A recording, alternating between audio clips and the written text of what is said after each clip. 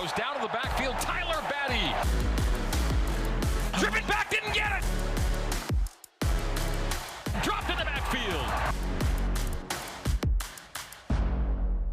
Number 92, welcome back to our studio here, Studio B, Dave McCann, Brian Logan, and it is our pleasure with spring football back to have number 92 in studio, Tyler Batty, the big man, feeling healthy, ready to go. Welcome. Thanks, it's great to be here. After day one, what are some thoughts? Awesome. Honestly, our first spring ball practice was a lot of fun, high energy, and it's just always good to be back out with the guys, you know, working out and on the field and drilling and all that. So. What is the difference practicing as an independent versus now practicing as a member of the Big 12? You know, it's different. There's just a little twists and changes here and there. I think the biggest thing is guys, you know, realize that yeah, we're part of something bigger now. We're part of the Big 12, and you know, it's on everybody's mind. You know, what's on the table this year. Is there some coolness, or is it a little fear, or a little of both? I think for most of us, we're just super excited to be in a conference. You know what I mean? For the majority of us here, we've never played in a conference. So right. So I was on a team where we had a new defensive coordinator took over, which is Bronco, middle of the season. So a little bit different than you guys, but the energy, the vibe, everything changed specifically with a lot of the second string and the third string guys. I mean, the guys that were injured were healthy. Guys, you know, that were running 4.6s, they ended up running 4.3s at practice because there was an opportunity for them to come in and start because our previous defensive coordinator got let go. So have you seen any of that where you've had, you know, the kind of these practice warriors, what we used to call them, that are helping to increase the competition? Yeah, absolutely. Again, I think everyone's, you know, with just the newness of everything, everyone's picked it up a notch. You know what I mean? There's a lot of excitement. There's a lot of unknowns, right? So maybe you know, guys are nervous. I think there's definitely some of that, and so yeah, I would definitely say guys are just, you know, out there competing every day, which is awesome. What's your early take on the Jay Hill defense? What's different about it? You guys, we've heard a lot from Coach Hill already. You know what I mean? On his style of calling and just the way he likes to play defense. And so it's gonna be aggressive. You know what I mean? I love Coach Hill. You know, he's awesome. He's an intense dude. He's aggressive, and I really enjoy that. You know, and so it's gonna be different. You know, of course, a little bit different scheme, but I think, you know, philosophy. You know, his philosophy is a little bit different than what we've seen in the past. So we talked a little bit earlier about the identity of the defense and how, you know, the last couple of years you guys were going into weekly matchups, you know, with a new scheme, and I thought having somebody like Coach Hill would come in and kind of lay that foundation and provide that identity for you guys.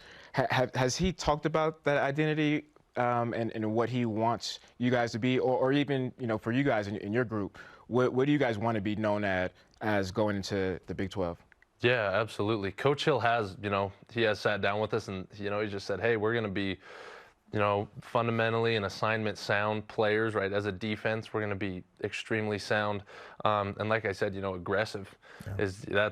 I think that's going to be underlying theme to a lot of this. Is aggressive, like blitzes. Yeah, blitzing. Yeah, just the whole mentality. Yeah, you're going to see, you know, we're going to see more blitzes. We're going to see different looks that, you know, we haven't necessarily seen from a BYU defense in the past couple of years, and so, and then, you know, as a D line, I think a big thing that, you know, that us players have talked about is we just want to emulate, you know, that same thing. We just want to be tough-nosed, you know, violent, just getting after it, aggressive every play, just taking care of business and having fun doing it. That's kind of the identity, you know, we want as a D line. You guys can choose violence. Yes.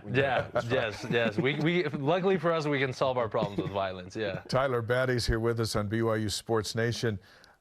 Kelly Poppinga is back, coaching the rush ends. He is here to help you get to the quarterback more often. You got 8 career sacks. I know you want a lot more than that. How can his influence help you and some of the newcomers on the ends get to the quarterback?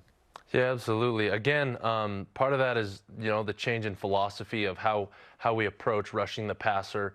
And then, of course, Coach Papinga brings a lot to the table, right? He brings a lot of experience to the table. You know, he's coached a lot of really good players, and, you know, we're all super excited to have him. And so as he, you know, has brought his influence in and kind of, you know, started to change things up, it's definitely different. And again, it's going to be a lot more focused on putting hands on that quarterback. When you think of what Papinga did with Kyle Van Noy and Ziggy Ansah and that group that came through there, that grabs your attention real quick, doesn't it? Oh, absolutely. I mean, you look at those guys in the NFL and what they're doing and what they have done, and so to have someone like Coach K-Pop, you know, here, we're super excited. I was a part of that team where when Bronco took over, he was a graduate assistant at the time, and then became a coach. And it was not a good feeling for the defense, you know, yelling and you know, high energy, intense. I mean, at the time, we hated all the defensive coaches. But looking back at it, you know, we appreciate how he was able to motivate us and get things turned around. And you know, one of the biggest things that themes I would say I've heard so far from you guys is change, right? Change in mentality, change in philosophy and scheme. Individually, what are you doing in regards to change to you know, to better yourself? Yeah, absolutely.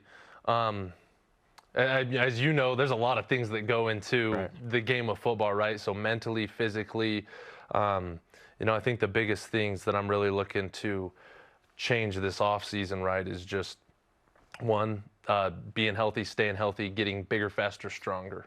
You know, that's the base. And then, of course, then it's all the technical stuff, right? So technique playing the run, technique rushing the passer, you know, improving my get off, you know, is something that I'm really looking to improve, right? That first step and all those things that are going to help me be more effective, you know, as a pass rusher and in the run defense. We sat down together for an interview before the East Carolina game last year. The team had lost 3 straight, really struggling. Even some former guys had come in to kind of rally the troops. And you had emerged as this leader through the course of the season, and that's why we sat down. And you too wanted more heart from the guys. And you played with more heart against East Carolina. They won in the last few seconds. And then you went on to win 4 games in the bowl game and finished the year with some momentum. Now you start fresh, but you're still the leader, the emotional leader. What ways do you look to influence the others and help them go, hey, we play for something a little bit more here. You got to have your physicality.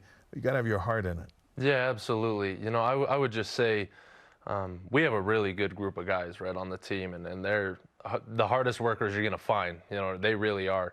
And so I love, you know, how the guys have bought in, how we've all bought in collectively, you know, to a new staff. That's a tricky change, right? Guys, you know, have been here for 3 or 4 years like myself with the staff, and then all of a sudden, I mean, again, you know how it is. It's all of a sudden new staff and new coaches, and just seeing the way guys have bought in to the things we're doing now has been awesome.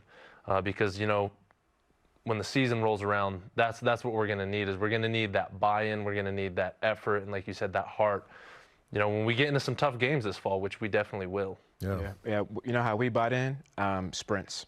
and when we didn't do the sprints right, how we would get guys to buy in is going over and slapping them on the helmet. So you know, it's fun to see you guys from day one, you know, have that chemistry to where, you know, you don't have to go and slap people upside the helmet. They could follow leaders, you know, like yourself. And you know, something that really is always intriguing for me, especially with BYU and the strength and conditioning program. You know, there's also new faces there. What's that change been like? Because I said earlier in the show, this is probably, so fall camp and then winter conditioning is the worst time for an athlete because of the pain that you go through mentally and physically. Philo had a bad experience. I will speak for 95% of athletes, especially at BYU, right? So how's that experience been like? Honestly, it's been, again, just different, but it's been awesome. You know, with the new strength staff, you know, they've came in and really focused on what we need to be doing better, right? And so it's like, first thing, you know, the best ability is availability. We need our guys healthy, right? We need to be healthy. And then, of course, okay, we need to be explosive. We need to be fast. We need to be strong. And so that's kind of the foundation that they've laid as a new strength staff of just, well, these are the things we're committed to doing, and what's been awesome is they are just they're looking at every possibility of how we can gain an advantage, and that's been really cool. And they've been a great example of just how to get better. All right, last question for you, Tyler. You went against Zach Wilson in practice. You went against Jaron Hall in practice. What is your early assessment of Keaton Slovis? He's a good quarterback. Yeah, absolutely. He's a good quarterback. He's smart. So, I mean, at the quarterback position, right, you have to be smart. And he's smart. He understands football. He understands defenses. And he's gotten into our offensive scheme really quickly, and settled in. And so. How about the arm? And he can throw. Yeah, he can throw. So, Keaton's awesome. It's been great to get to know him. And, I'm really excited for our offense as well and what they're going to be able to do this year with him. Well, we know you have practice this afternoon. Indeed. Stay healthy. We'll see you at the scrimmage here in a few weeks. And we hope the snow gets out of here so you can get on the field instead of the indoor turf. But you're a great example to the others, and you are a leader, and you play with heart. And it's a pleasure to have you with us. Well, thank you. It's great to be here. The pride of Payson High School, Tyler Batty. That's right. Good to have you here.